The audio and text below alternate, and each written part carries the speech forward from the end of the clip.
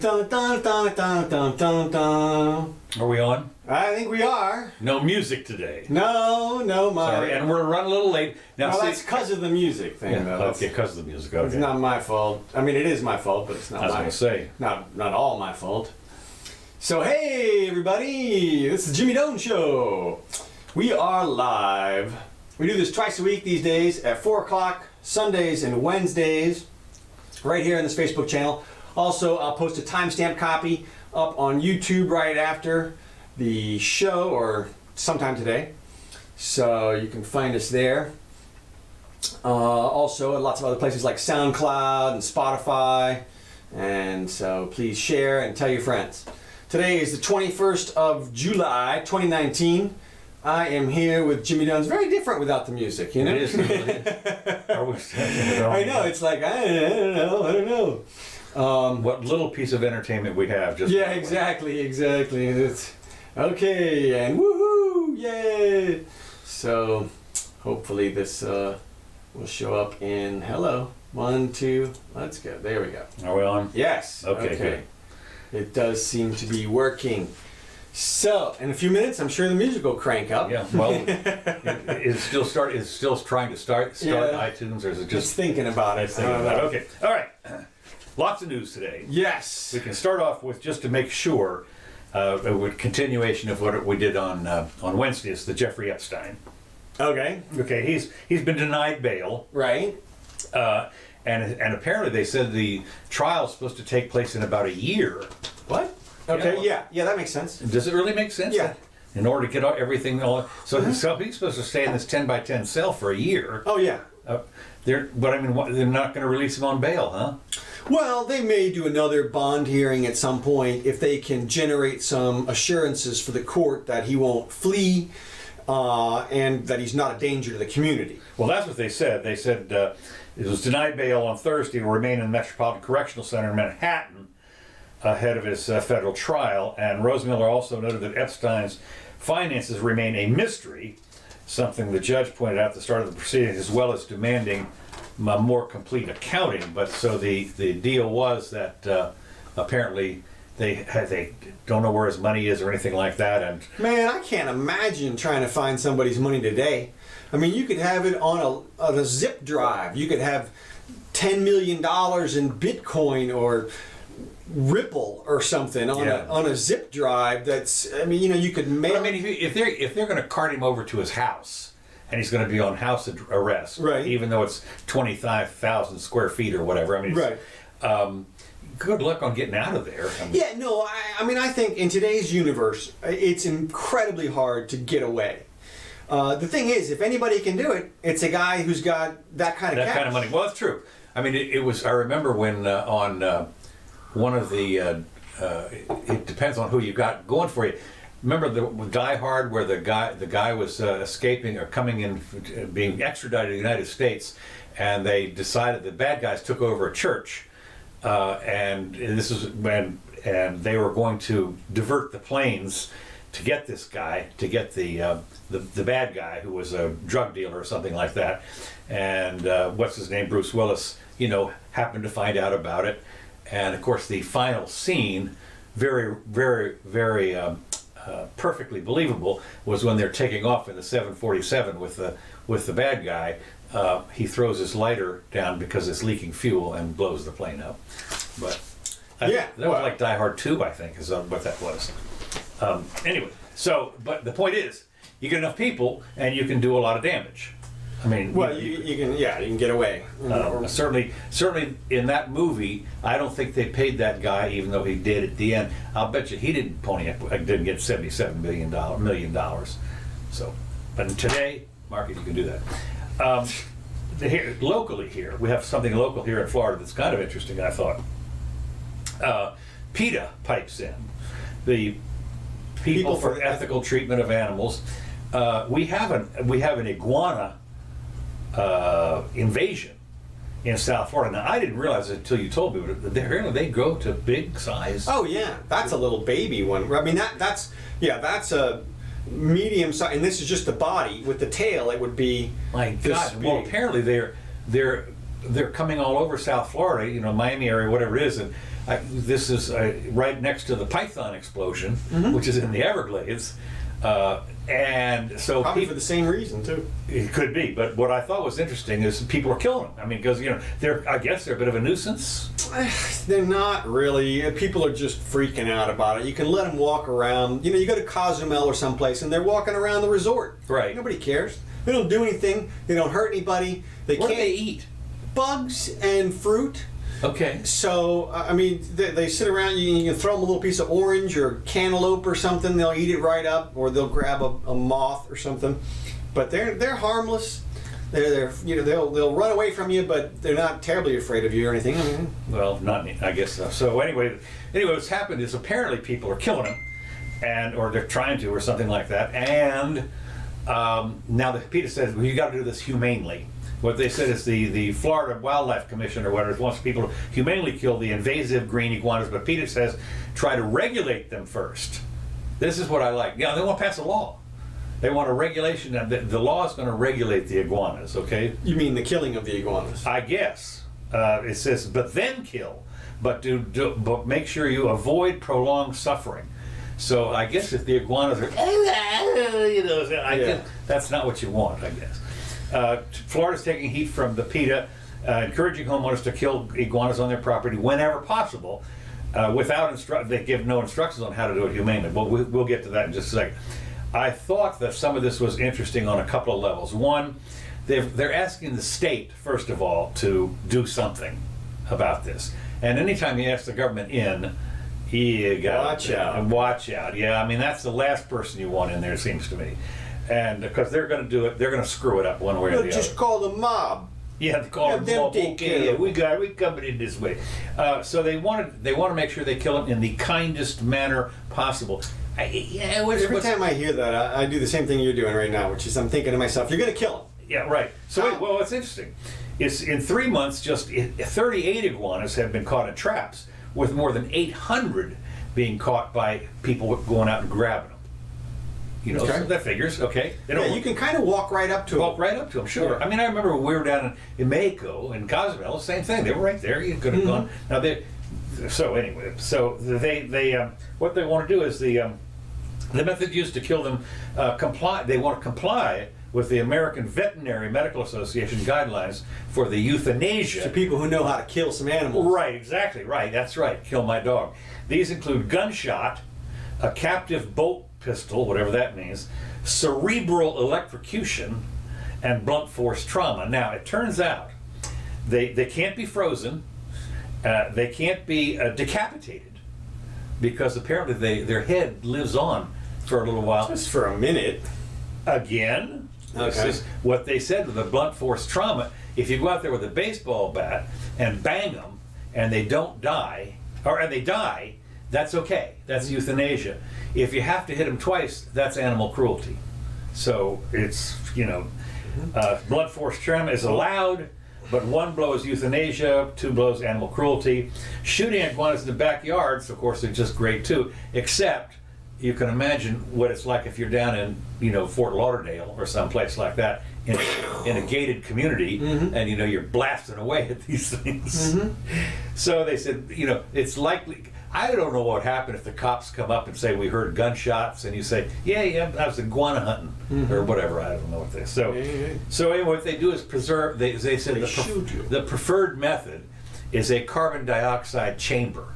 Now the way you do this is you get your cooler chest, and you put some dry ice in there, and then you throw the iguana in. Now, this assumes that your cooler chest is the size of a casket. Yeah, pretty much. I mean, it's big, and so then you close it up, and it just kind of goes to sleep, I guess. And then, of course, the question is, what do you do then?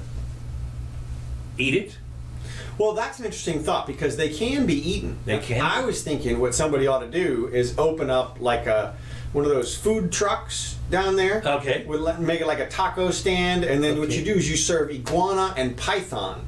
And you could probably get all of your meat donated. Right. And I'm thinking business opportunity. Yeah, business opportunity. That's right. I mean, fresh python. I mean, this, of course, that's what they do in China, what you do is you get your 11-foot. It's a pretty good sized place that you're choosing. You know, it's like the food trucks. You know, where you open the window, and inside you see this 11-foot python hanging up there. You know, or 2 or 3 of you. Which one do you want? That kind of stuff. So that's that worked for me. I don't see that. Okay, the next item that I've got here, which is has to do with social justice or whatever you want to call it. Okay. Gendered language like manhole will soon be banned from Berkeley city codes. Yeah, I saw this. I mean, Berkeley. I mean, they're going nuts, of course, on several things, on several levels. This seems to be kind of a shark jumping moment. I mean, if because look, people, it's all over the internet, all the different words that you're going to have to change, and it's like a billion words. Right. And so you're not going to do that. It's just not going to happen. You can't just systematically order people to change their language. Language is... Unless you're in France. Even there, they have a ministry, I know, a ministry of right speak or whatever, but the problem is that the reason they have to have that is because people are going to speak in any manner they want to. Language is... It's just necessary for communication. And so beyond that, you know, if you happen to like it, a symmetry about it or an elegance or something, too bad. Because well, people are going to... One of the things that was interesting was one of the people on the commission here, the council in Berkeley, was talking about this, and they accidentally used...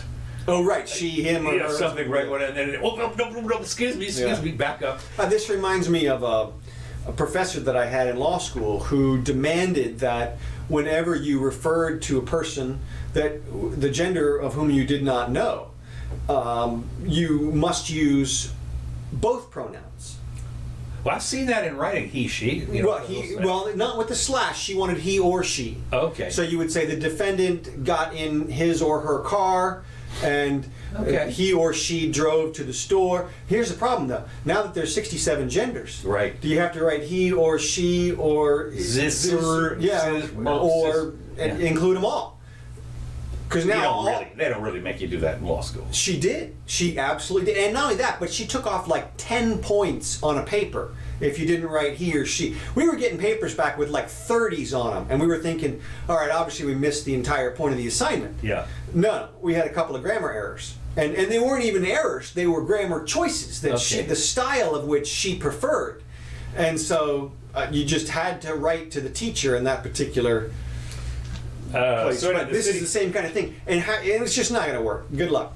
Well, manhole, manpower, and general neutral, ones, they want to use maintenance hole, which sounds kind of sexist to me, instead of manhole, so forth. The item, and I thought it was interesting, the item passed without discussion or comments and was not controversial. Yeah, because nobody wants to be on the record on that one. And then one of the commissioners, council member, Rigel Robinson, the bill's primary author, says, "There's power in language." Yeah, okay, up to a point, sticks and stones, whatever. It's a small move, but it matters. The revised city documents will also replace instances of gendered pronouns, such as he and she, with they, according to the ordinance. Right. Now, I do that sort of naturally. I mean, it was just a shorthand way when you're writing about people whose gender you don't know. Right. The defendant got in their car. Yeah. That kind of stuff. It just kind of rolls off the tongue. But to mandate it is insanity, and it's not going to work. But it's something about name calling here. They're talking about this, and everybody's all up in arms about this. First, I just want to tell all the adults, remember what you were told when you were a kid and somebody called you a name. Mm-hmm. Don't worry about it. Yeah. Get over it. It's not your problem. It's their problem. And in fact, generally, I would guess that 99 times out of 100, unless it's spit out in some kind of pejorative way, they don't mean anything by it. In other words, the fact that you're insulted is your fault, not the speaker's fault. What? How? Well, what I'm saying is, if you go up to somebody and say, if you spit the word out like that's a queer thing to do, is okay. But if you say you're queer, I guess something. I mean, if it's meant as an insult. Who cares? Is my point. Okay, well, look, here's... Okay. Yeah, look, we're all adults here, is what I'm getting at. And there's this huge hoorah. Apparently some of them aren't. Well, that's what I'm trying to say, is that these people have forgotten what they were told in elementary school, which is name calling is a reflection on the person who's doing the name calling, not on the person who gets called the name.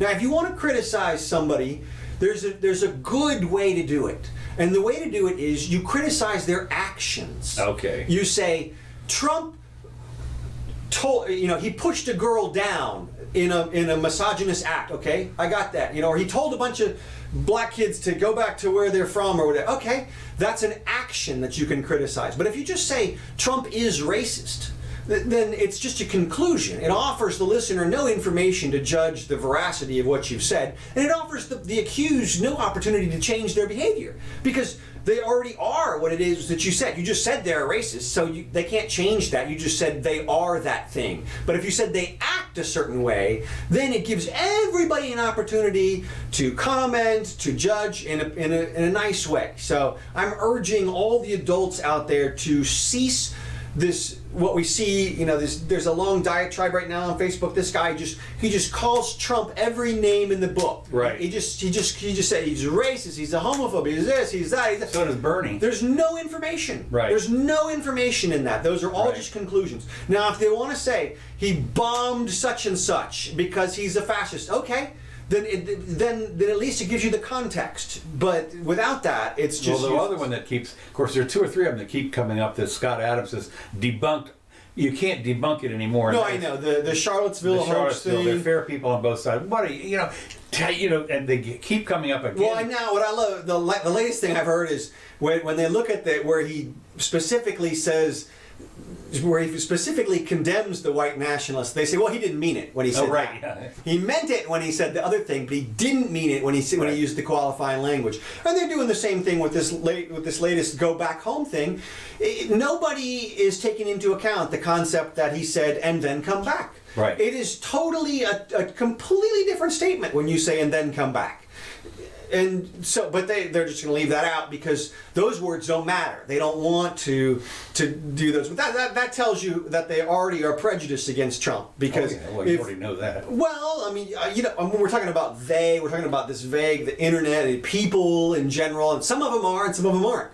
What I'm saying is you can differentiate the ones who are prejudiced against Trump when they don't take into account the actual words that he said when they mitigate what he already said. Right. And it's like either you take into account all of his words or you don't take into account any of his words. And this is another thing I want to bring up real quick while we're on it. And this is words versus actions. And we see this all the time with Trump.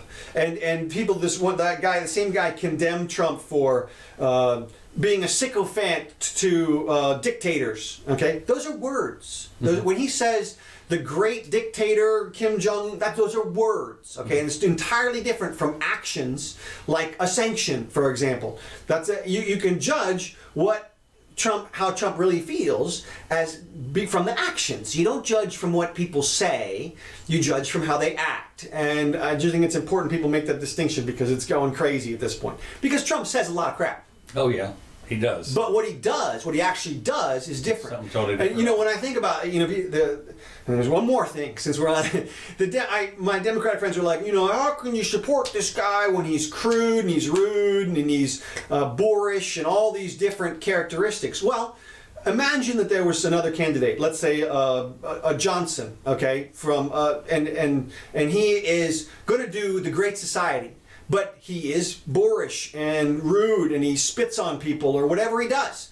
And if you're a Democrat and you had to choose between that person, Johnson all over again, and let's say a regular old Republican candidate who was nice and friendly, but was going to do Republican stuff, who would you choose?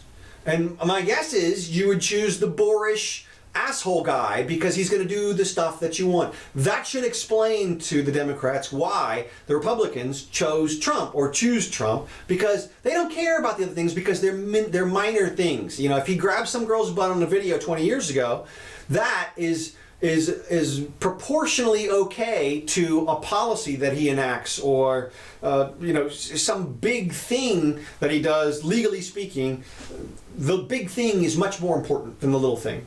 Okay. So, all right, I'm with you. I'm just going off here. That's okay. No problem. Along the same line, though, a guide to inclusive language published by the Colorado State University Task Force cautions students, faculty, and staff to avoid the use of the term America and Americanism and America and American, among others, some of which might not be known to the common person and be considered offensive. Now the reason is, it's interesting that they say this, because I've used this before, and I'm going to tell you exactly. The Inclusive Language Guide was compiled by the Colorado State's Inclusive Communications Task Force. You know, how would you like to be a member of that? It says on my card, the Inclusive Communications Task Force, with the goal of helping communicators practice inclusive language and helping everyone on our campus to feel welcomed, respected, and valued, and help. They're just helping. One of the things when I first time I went to Europe, I went over there, and it was like in the '60s, and I referred to myself as being from the States because everybody knew it. And I thought to myself, it was a little presumptuous. I'm in my 20s. I thought it was a little presumptuous to refer to myself as an American, because North America, Canada's American, Central America, South America. I mean, it's just less specific than right. It's and so what happens is it has come to the point where, basically, with some minor exceptions, if you go any place and you say I'm an American, you mean you're from the States. Right. Even though technically it's the whole Western Hemisphere is American. Okay. So, and I was conscious of that personally when I first and have been since then. But anyway, they want to code this now so that you're not allowed to say I'm an American unless I don't know. They want to say. Who are these people again? This is the hold on. The Inclusive Language Guide was compiled by the Colorado State's Inclusive Communications Task Force. And so they said that America/American is a word to avoid. The Americas encompass a lot more than the United States. They're South America, Central America, Guatemala, blah, blah, Caribbean, and so forth and so on. Yeah, but that doesn't mean that we're not Americans. No, I know. But what they want you to say is... It's like saying I'm an earthling. No, you're not an earthling. The other guy on the other side of the earth is an earthling, so you can't say that. Well, no, we're both earthlings. Anyway, instead they want them to say U.S. citizen or a person from the U.S. So instead of saying an American to indicate the, I thought, well, this is Colorado. This is Colorado State University now. People are paid to make these recommendations. Absolutely. Okay. Let's see. 2/3 of the country favors statehood for Puerto Rico. Okay. Be careful what you wish for. 66% for admitting the island, the 51st state, is consistent with polling dating to the early 60s. Support is highest among Democrats, younger voters, and non-white voters. It's kind of racist to me. But nearly half the Republicans also back the proposal. The party's leaders do not. And I thought it was interesting that this statehood thing has come up so many times. And I'm one of these people that when you look at the history of Puerto Rico, it was, Teddy went down there basically in the Spanish-American War. He was the one that took it, basically, okay. San Juan Hill, all that kind of stuff. Was that Cuba? Was San Juan Hill Cuba? Maybe San Juan is Puerto Rico. Okay, San Juan Hill, right. So anyway, that's when we got Puerto Rico and Guam and some other places and the Philippines, which we didn't need. That's another thing. I just thought it was interesting that... Well, what difference does it make if they're a state or not? I mean, to both, obviously the difference to the United States, to the rest of us, and then there's a difference to them. And right. Well, it's interesting in a way because... It's just money, right? I mean, it's just money. I mean, it's a lot of money. It's a lot of money. I mean, there are a lot of things that it's interesting because if you're in Puerto Rico and quote a Puerto Rican or whatever it is, you can travel to the United States supposedly without a visa or a passport. Yeah, I think you can just use. Well, actually, they just changed it. Yeah. Right? But I mean, it used to be able you could just get on a plane and go to Puerto Rico. Yeah. And I don't. Well, even now, if you try and go to the U.S. Virgin Islands, you probably have to have a passport. I would suspect that if Puerto Rico were to become a state, that they would instantly become a receiver state. You think? Well, yeah, because obviously their infrastructure and all their systems over there are not on par with the states. Well, not only that, it's interesting because the feds, for some reason, are going down there and arresting the mayor of. Well, yeah, there's a couple of scandals right now. Well, there's a big question about what they did with the money, right, and the food recovery money. Right, yeah. Well, it's always a huge waste whenever there's a big effort like that because nobody's prepared to distribute all that stuff.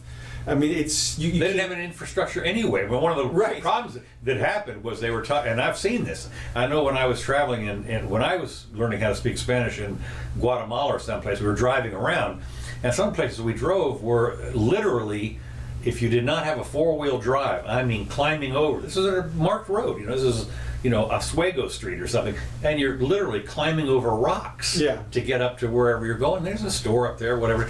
So I mean, that kind of road, when you're trying to, especially after a hurricane, no wonder you don't get the water or the food or anything up there, the electricity or repair. Right. So, that's pretty bad. It's bad enough here. I mean, we had a hurricane. I remember one time we had a hurricane, went all that long ago, we had a hurricane, and out in the, quote, sticks here, they were out without electricity for 3 weeks, which is unbelievable.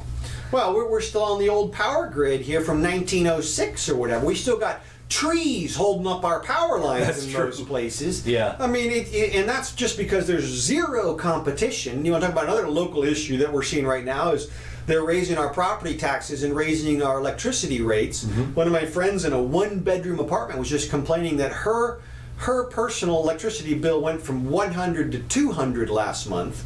And she says she's pretty frugal with it, and I believe her. And it's just that's what you get when you don't have any competition. Yeah, that's true. Well, it's interesting. They've got a total monopoly, government-enforced monopoly. You want to see crony capital or cronyism? That's what it is. Well, it's doubly bad here because the city actually owns the electric company.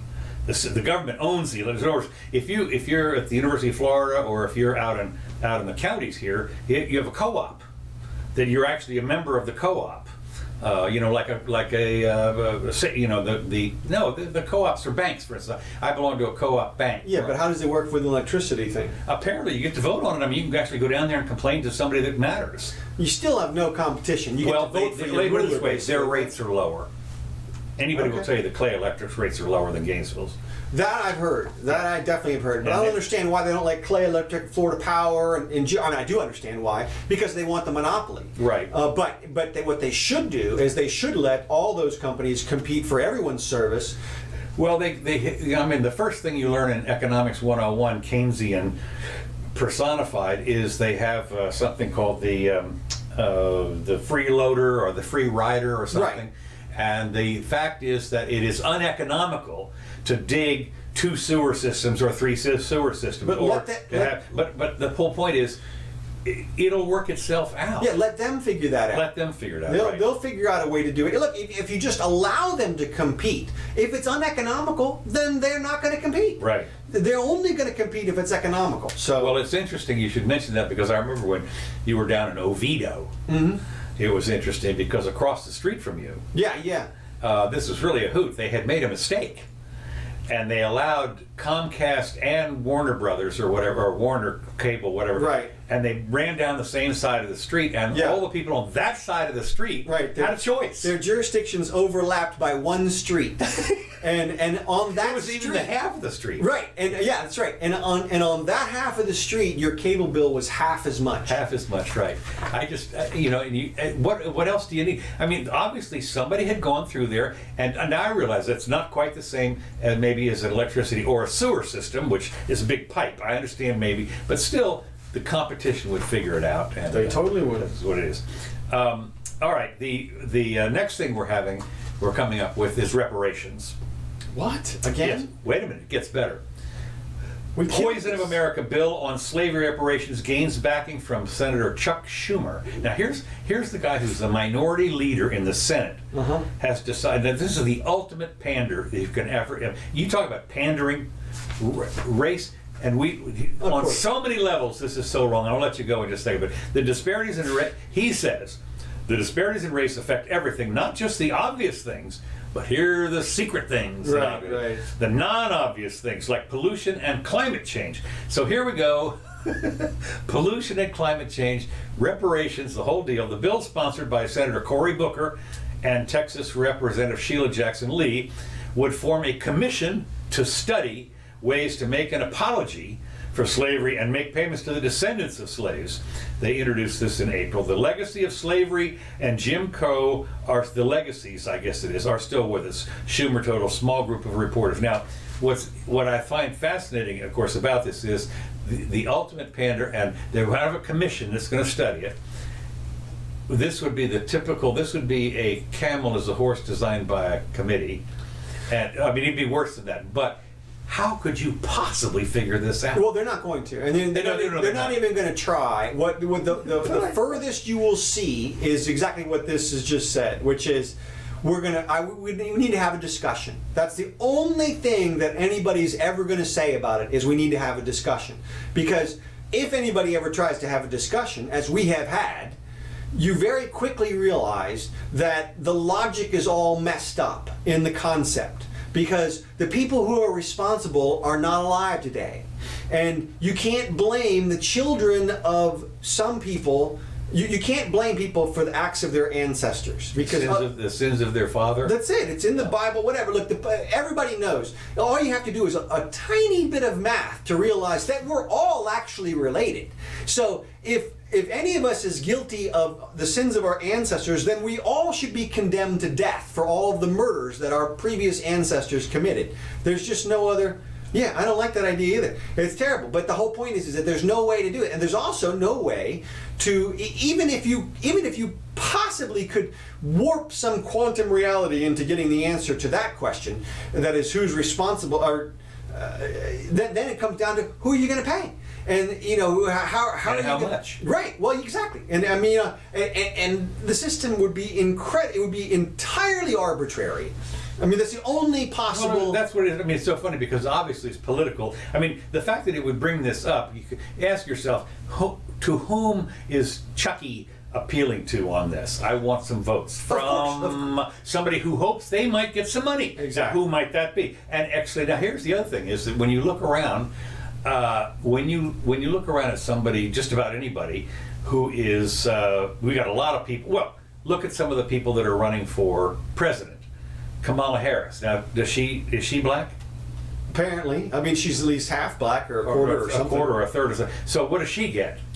Right. Well, that's what I'm getting at. There's no possible way. I mean, and then even President Obama had slave owner relatives, ancestors, on his white side. Oh yeah. Yeah. I didn't know that. Yeah. You can't get around it. Every single one of us. Look, we have a dozen founding fathers who owned hundreds of slaves. Right. Well. So, I mean, if anybody has benefited, then we've all benefited. You can't. There's no possible way. What to me is, if you are, let's say, your ancestor and you're 3/4 white and 1/4 black, so you identify. So does that mean that your white side has to pay your black side? Well, exactly. That's the whole point. There's no way. Look, I mean, you can make some money on that. Yeah, no, you can't. There's literally no conceivable way to even. It's just, but I just, when I saw this, to even make the first step in the I've heard of pandering before, because everybody's coming out now with their proposals. Right. How can I give away free stuff? I'll take your free stuff and double it. You know, that's just, right. Yeah. I mean, it's just across. We've said that. We've said that ought to be somebody's mantra: is whatever that guy said, I'll double it. Right. And they should just stand up there on the stage and just say that. Well, I'll double that too. And every time somebody says, you would want to be Andrew Yang wants you to have $1,000, I'll give you $2,000. The thing about that is, when they're going to have $30. They're going to have the debates with like 10 people, I guess, up there. And what you do is you want to be the last one in line. Because right. Everything those guys just said. I'm doing that. I'll double it. That's it. That's it. And that's all you need is 2 seconds to say that. That's it. You're done. Speaking of black, Venezuela's black market makes a comeback at looming devaluation. Okay. More Venezuela. This is interesting. Apparently, the inflation had halted just for a moment or two. The difference between the black market price to buy dollars and the official rate is blowing out after months of relative stability, which is a joke, of course, because it's untold thousands of bolivars to the dollar. In just 1 week, the bolivar has depreciated 18% against the dollar on the streets, where the currency is traded informally, now costing about 10,000 bolivars, when the official rate is around 7,500, which I think is kind of interesting in a way, because the official rate, you go to the bank and you get 7,500 or whatever, but if you just are sat out there on the street, they give you about 10,000 bolivars. That better go spend it pretty quick. To keep the relationship, this I love it, to keep the relationship from gapping out again, the government implemented tight monetary requirements on banks earlier this year to keep bolivars on lockdown at the central bank.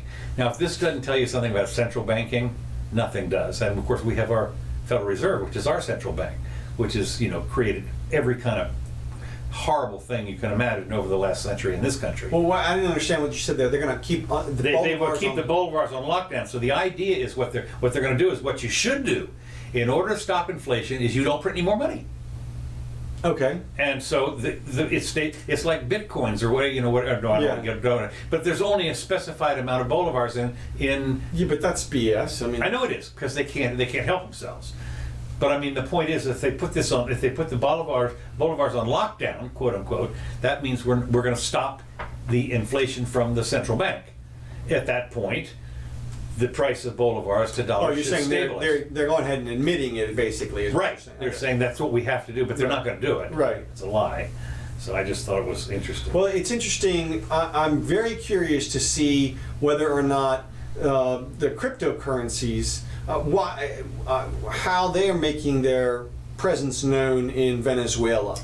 I've got not about Venezuela, but I've got a little thing here about what they're doing in Iran. With cryptocurrencies? Or is it Iraq? I've got it mixed up. Is it Iraq? Well, the current thing is Iran. Okay, Iran. Yeah, they have apparently a cryptocurrency problem over there, and I'm going to talk about it in just a minute. Okay. Before I get to that, Trump says the U.S. Navy shot down provocative and hostile Iranian drone that flew within 1,000 yards and ignored warnings to retreat. Now, I don't know exactly, but if you're looking at a drone up there within 1,000 yards of your ship, now even those drones, we're not talking about Predator drones, I don't think, from Iran, but it's probably not just one of those little ones like this. Quadricopter, yeah. But anyway, ignored one. So would the guy get out on the deck with a speaker? That's right. Get out of here into the. I don't know about Warning! Warning. That's right. Fire. The conflict came at the Strait of Hormuz, the only shipping lane between the Persian Gulf and the open ocean. I didn't realize this. About 1/5 of the world's oil passes through it. I thought it was more than that. I did too. Trump said at the White House that the USS Boxer, a Wasp-class amphibious assault ship, took defensive action after the drone strayed within 1,000 yards. And what's 1,000 yards? Is that about a mile or not? Half a mile. Excuse me. Yeah. The drone was immediately destroyed after its operators ignored multiple calls to stand down. Mm-hmm. So I just think this is kind of interesting that you have this drone that's flying around, taking pictures or whatever they do. Well, I like the concept that we're into robotic warfare more than people. I'd much rather have a Terminator. Drone. Well, yeah, I'd much rather have a drone shot down or have a drone war. And I think that's the way it'll be more than the people. It used to be, it would have been a pilot. It would have been somebody in the plane got shot down. And in the future, what we may have is big, huge wars between all the robots until one's group of robot eliminates the other robots, and then the humans just give up at that point because you're like, we're not going to fight the robots. Well, so this is one of the prescient original Star Treks, where they were fighting another planet. They were on with computers, and what would happen is the various computers would decide. Yeah, the disintegration chambers and all that kind of stuff. Well, yeah, but except that it'll be with the drone wars, you wouldn't do that. Well, there'll be real wars between the weapons. What you'll do, everybody will send their military hardware out into the field to have a giant battle, and then whoever's military hardware wins, the other side will give up. But I mean, this is right out of the movies. What are the big Transformers? Yeah, they're the ones that are fighting each other, right? Well, yeah, but those are sentient, and this is more akin to, in the old days when you'd have a battle between two ships, and cannons and firing back and forth. As soon as one of the ships was disabled, they'd raise their flag. As soon as you can't maneuver anymore, you give up. Because your hardware is damaged. You're going to lose. So, suppose. Well, they blasted the Bismarck out of the water after it was disabled. well, I mean, it doesn't always work that It way. doesn't always work that way. Yeah. I'm just saying that it's not. It seemed we could be on the era of a little bit gentler warfare. We'll see. I don't Probably think, not. Probably not. Yeah. Good. Yeah. Nice wishing there. Yeah, that's what's going to happen. That's going to happen, right? Uh-huh. And of course, Trump has said that Iran is in big trouble now. Big trouble. Double secret probation. I mean, seriously, this is the finger wag after the revelation that Iran seized 2 British tankers in the Persian Gulf. Yeah, As that's major kinda- tensions, huh? That's kind of interesting. I mean, I'm surprised the Brits are putting up with that. They scared one of them off. It says here. Apparently, they had some kind of a little warship in there, and apparently what happened was they started to come and take another oil ship or something, and the Brits warded them off or got in between it or something. But before that, Trump says Iran is showing their true colors and endangered everybody in the Persian Gulf. Departed. Okay, Iran's in big trouble. The president warned that if the U.S. doesn't have any tankers in the Gulf, but we got warships, so look out. And you're in big trouble now. I had more on that, and I don't know what I did with it. Let me just take a quick look to see if. Nope, sorry.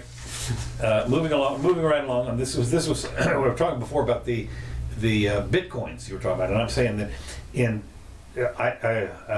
sanctions slammed Iran a haven for Bitcoin mining, says a government official. Iranian authorities are wrestling with a rising number of citizens turning to Bitcoin mining as a means for coping with sanctions crippled economy.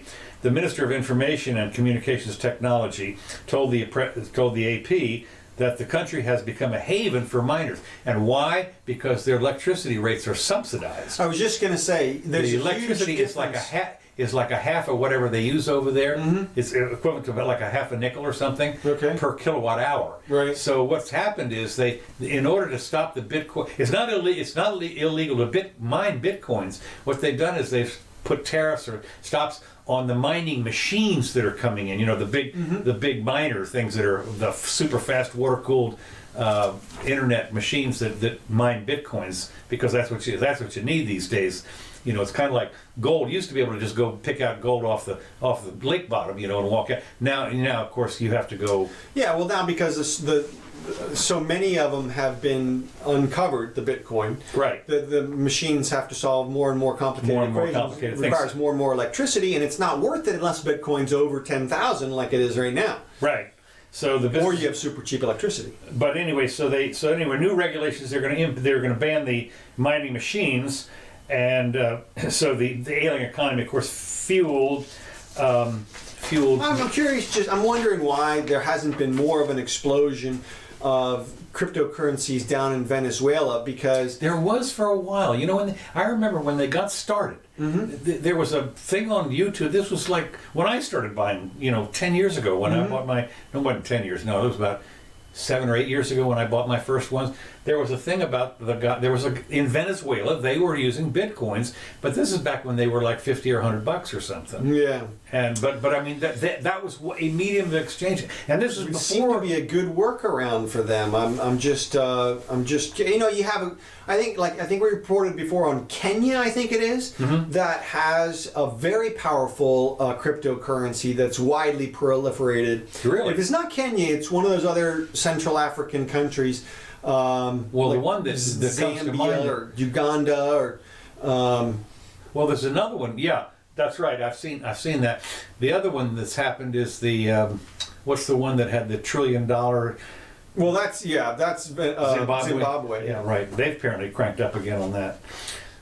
Anyway, so the problem beyond mining, cryptocurrencies have made national headlines due to authorities concerned that locals could be using them to convert the rapidly devaluing real into other currencies. Well, duh. You got to be kidding me. These guys, if you control the money, you control everything, and that's why central banks are so popular. And that's why we're entering a very interesting phase when it comes to currency because of these cryptocurrencies. This is technology reaching out, reaching into the market, creating markets around the governments. And here are these governments who are used to having sovereign currencies. They're used to be able to print up whatever they want.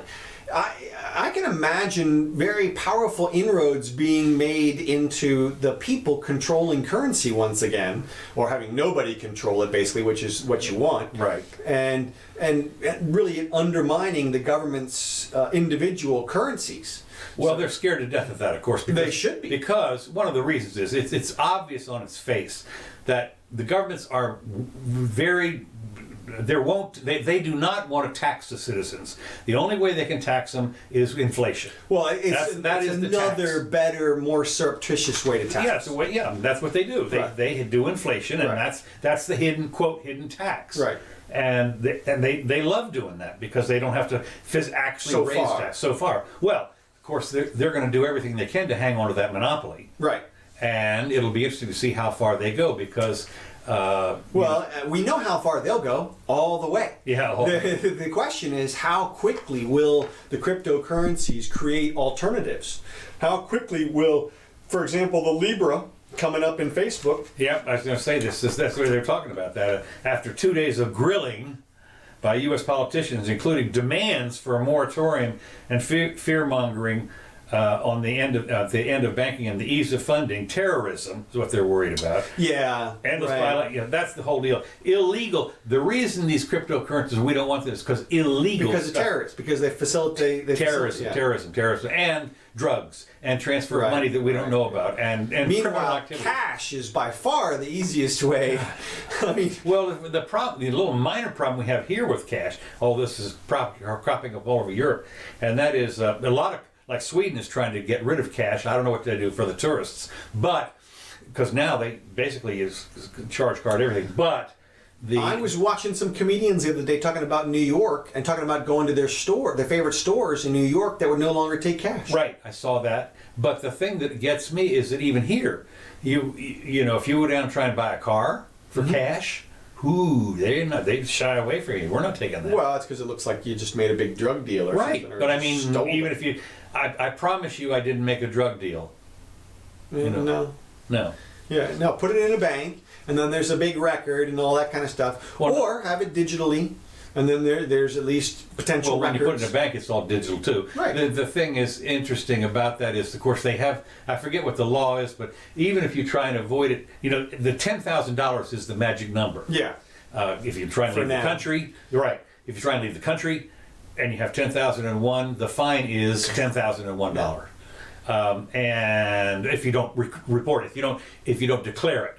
Now, of course, I'd be a little wary. If you do declare it, if you do it's only declare $9,000. it, it's that, you know, they snap on the gloves and step over here. But I forget what there's a word for it. If you go deposit 4,000 and 5,000 at a time over a relatively short period of time, they consider that as 10,000. Yeah. They have a thing. So, at any rate, the what's interesting is who is talking about the Libra more than when they do the Google searches. It's China. China is like really interested in this apparently. Well, yeah, apparently they skipped one level of our commercial economy in the credit card distribution, and they're going straight to smartphone usage. Right. So Yeah, that'll be interesting. brave new world in currency. Yeah, it is. It is. The whole idea is that, but as what we're seeing about this is with the instantaneous communication, and you know the barriers to transferring stuff are so small now that when the cryptocurrencies come up and you can, as I say, I've done this before. I sent somebody like 1/10 of a Bitcoin one time. Oh yeah, sure. And so you can do that. Well, and I would just recommend to all of our listeners what I would do if I had a huge chunk of cash.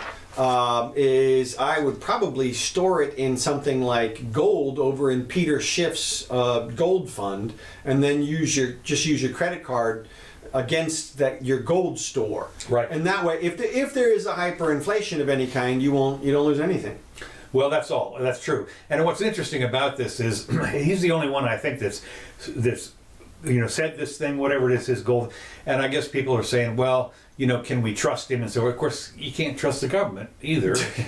Give me a break. When you talk about trusting, I trust Peter before I trust a lot of these other guys. Because the gold, literally, it's audited and it's in, the bank in a vault with a sign on it. His entire fortune going forward rests on people trusting him. Right. I mean, if it were widely reported that he ripped somebody off for their gold, his business would collapse. Yeah, because it's free market. Now, see, if he was a government, then he would just say, "Oh hell no, I'm not collapsing." Yeah, that's right. Okay, the next thing I've got here, there are two things, I guess, before we quit, real quick. Environmental crisis won't be stopped unless we improve access to contraception. This is Jane Goodall. Wait, say that one more time. Okay, wait a minute, it gets better. Improving access to birth control is the key in the fight against environmental devastation.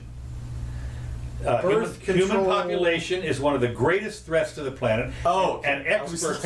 How are they connecting these two things? That's how they're doing it. Experts are now demanding women have better access to contraception, which means fewer children. Right. Better family planning is crucial to securing the future of the globe. Greater links to be made between health and environmental charities, and more funding available for contraception, women, fewer children, and so forth. Dr. Jane Goodall, one of the signatories of the Thriving Together campaign, is a challenge we have to face. What's interesting about this is you just can't imagine what happens so bad when you restrict the population growth. Because one thing, if you don't have enough kids in a society, in a socialist type society, where you have people retiring that are being paid for by the young people, if you don't have any young people, how's your Ponzi scheme going to work? How's your Ponzi scheme? So, well, it's worse than that. It's so much worse. Here's what it comes down to. Everybody has a belief that either more people are bad or more people are good. And the truth is, more people are good. And it's provable because we now have 7 billion people on the planet, and there's more wealth on the planet than ever before times a million. Right. And so, and the reason is because an extra human on average adds resources in the form of intelligence and activity to the society.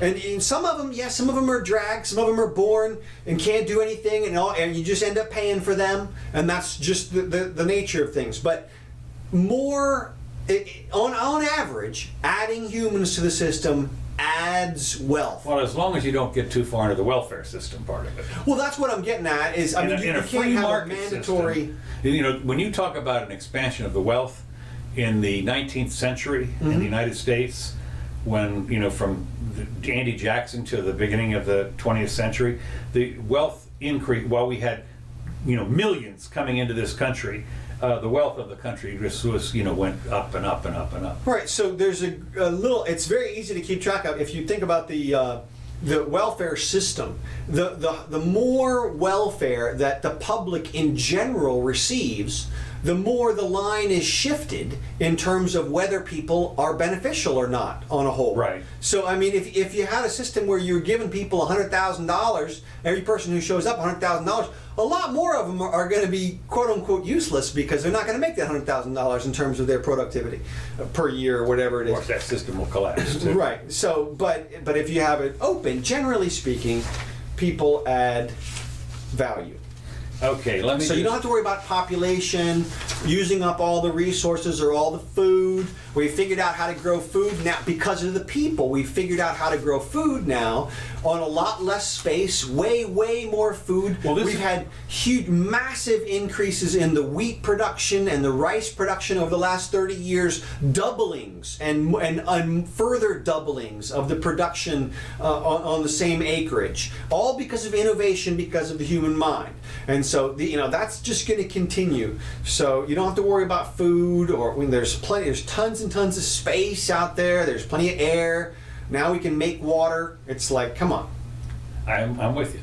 Well, we're just about done. I got. Let me just think now. Did you have anything in particular? Let me take a look. Oh yeah. Couple of things, which one of these things you sent me, the Pennsylvania school district that sent out those letters. Yes. Okay, so Pennsylvania school district sent out 1,000 letters to parents who are delinquent on their school lunch money for their kids. Right. They send their kids to school. The kids, I guess, they give it to them on credit or something, and they've racked up these bills. The letter in it warned the parents that not providing enough money for lunch for the kids might be an offense level that would get you referred to the Department of Children and Families. They put that expressly in the letter, basically to scare the bejesus out of the parents. And I'm sure that it worked, because anybody who's had any experience with Department of Children and Families knows if you get referred to that agency, they must come out. And you practically must hire an attorney. So if you're already struggling to pay for lunch money for your kid, and all of a sudden you're going to get hit with thousands of dollars in bills for your attorney, that's not going to help the situation. But it was interesting, I thought, that the Department of Children and Families person chimed in and said, so many people here, this hurts us because we constantly have to reassure people that we're not out to destroy families. Right. And I thought, well, yeah, that makes perfect sense, because your actions are either help your family or we'll destroy it for you. Right. I mean, that's the threat that they hold over your head is destruction of your family. So well, it's interesting that also that the principal, or one of the people that had written the letter, and of course the parents were calling up and saying, "Wait a minute, this is unbelievable," and they said, "Well, we're going to rewrite the letter to make it a little less threatening." Right. Well, here's what this comes down to for the parents out there who are trying to get a free lunch. If you let someone take responsibility for your kid, they may take responsibility for your kid from you at that point. Right. No, that was the You're abdicating your responsibility by letting them take over some of it. So be careful what you ask for. Well, it's fascinating to me was that when you think about the school lunch programs, they have a bunch of them, of course, but that they actually would threaten to take away your children. Right. That's the only threat they have. I know. And it's incredible. I mean, but that's what they. And these are people that can't afford to make their lunch for their kids. Here's something else. Our racist president's First Step Act went into effect. That is to say, this is the Criminal Justice Reform Act that passed, and thousands of people are now being released. The first 1,000 got released, and another 2,000 are on the block right now. And basically, they're just trying to comply with with the ins and outs of the law, which requires the people to basically make an effort when they get back into society.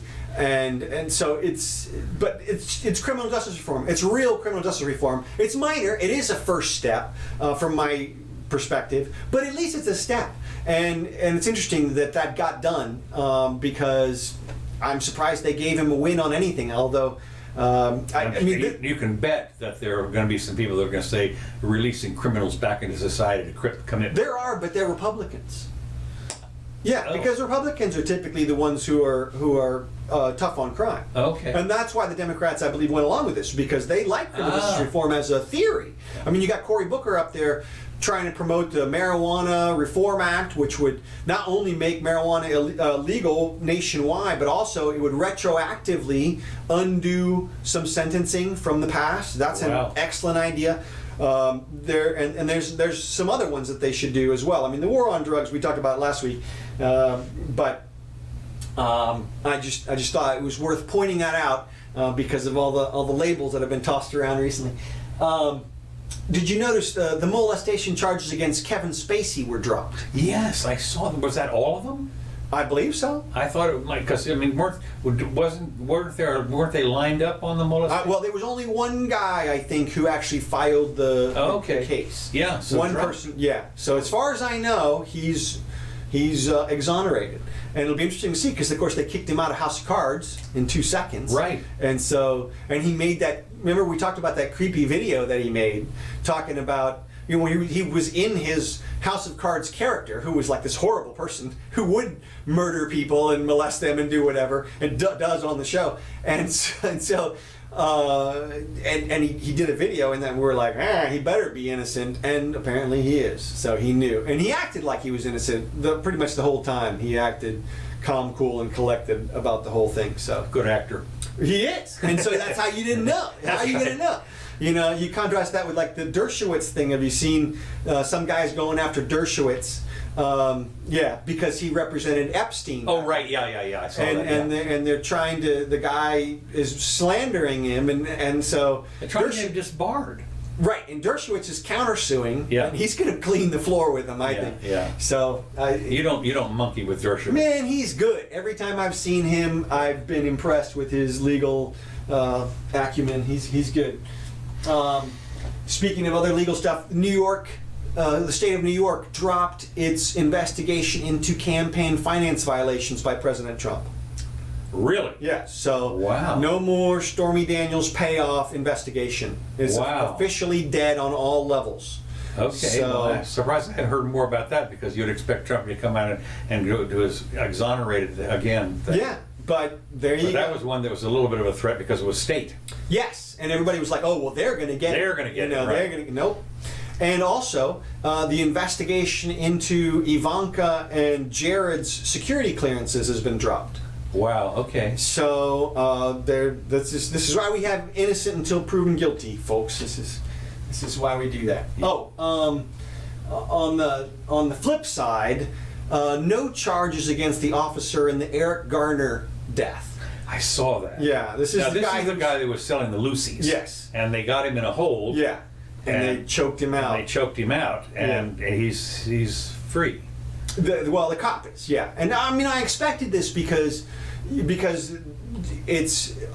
it comes down to whether or not the techniques he was using were quote unquote reasonable under the circumstances.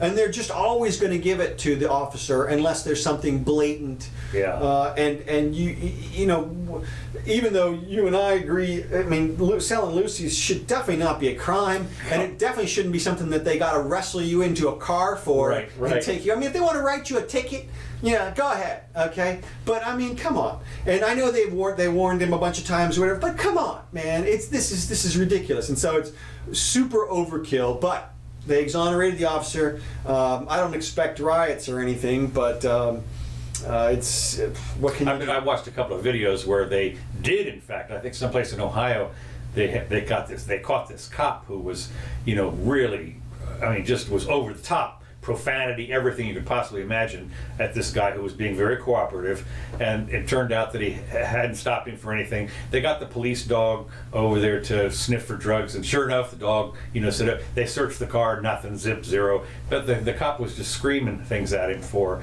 all, you know, just reams of profanity, and so they showed up, and again, the policeman, the chief, surprisingly enough, said, "Nope, you're out of here." So What, fired the cop? Or- okay. Well, that's unusual, I thought. I don't know. Body cameras is what I'm going to say. Yeah. On all the time. Body camera. When you clock in as a police officer, your body camera should cut on. Yeah. And then it shouldn't go off. Well, I saw another one where they were trying to get this guy to come out of his house, all kinds of profanities and everything like that. But as they're walking up there, you could see the guy hold his hand over his body cam. I mean, you see his hand, and you can peek through. Right. I'm going like, Right. So, all right. Let's see. All right. That's about it for me. yeah. No going out music. Oh, I don't know. Let's Did we see. get it? Did we get iTunes up to have our exit music? No, apparently not. It won't crank up. So it's Yeah. Well, anyway, so don't forget to tell your friends, and they can watch us on YouTube. Yeah. And like us there, and tell their friends. Right, and share as much as possible. We do not enforce copyrights on this material, so you can feel free to copy us and paste us into your streams or on your pages or whatever you like. Until no tunes from Kevin MacLeod today, but I'm going to show his copyright material anyway. Thanks, Kevin, for normally providing us with tunes. We really appreciate it. And it's a problem. We have too many computers here. well, you know, I only got 3. I'm down to my last 3, Yeah. plus my phone. So, all right. Well, I'm Counselor Curtis. This is the Jimmy Doane Show, and we will see you. Thanks for joining us, Jody, buddy, Kelly, anybody else. We appreciate it, and we'll see you next time.